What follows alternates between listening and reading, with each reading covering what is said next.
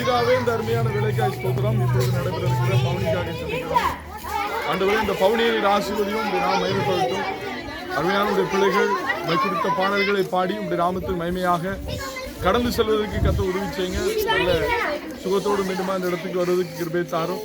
இந்த பவுனிலே கலந்து கொண்டு அருமையான சிறு பிள்ளைகள், ஆண்டவரே, பிபிஎஸ் டைரக்டர் மற்றும் ஆசிரியர்கள் ஒவ்வொருவருக்காக நன்றி செலுத்துகிறோம். திருச்சபை பிள்ளைகள் எல்லாரையும் ஆசீர்வதிங்க. இயேசுவின் நாமத்தில் ஜெபிக்கிறோம் பிதாவே, ஆமென்.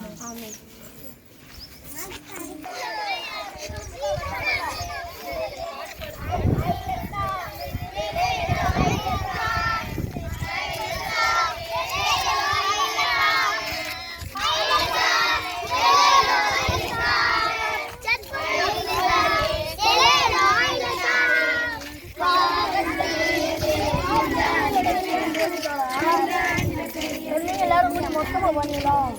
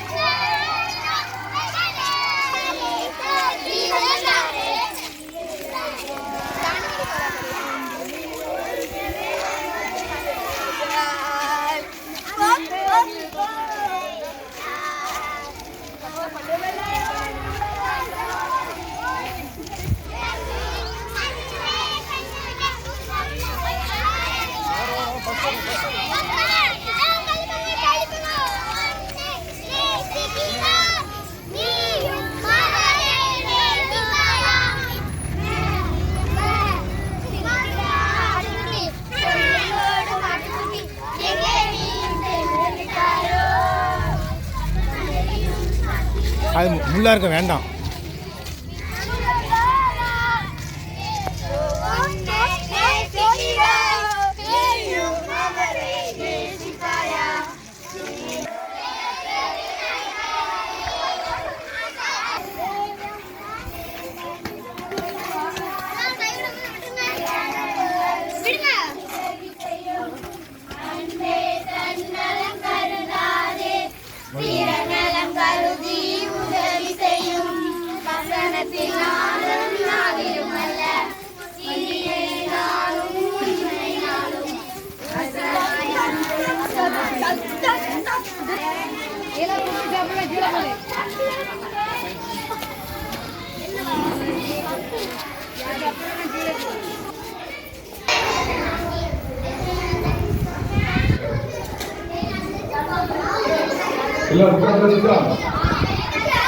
பவுனி நல்ல முறையில் அமைதியாக தரோம்.